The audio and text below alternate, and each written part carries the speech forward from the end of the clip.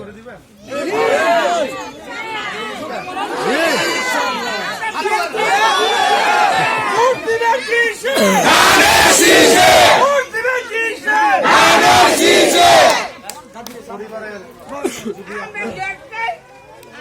পরিবারের মেম্বার যদি হতে চান তাহলে চাচি কি করতে হবে?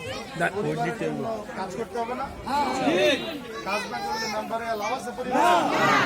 তাহলে এখন যদি কাজই করতে হয় তাহলে কাজ করার জন্য কি করতে হবে? শেষে ভোট দিয়ে 12 তারিখ জয়যুক্ত করতে হবে। ঠিক আছে? রাজি আছেন? দিন করে দিব গ্যাসের কথার ব্যবস্থা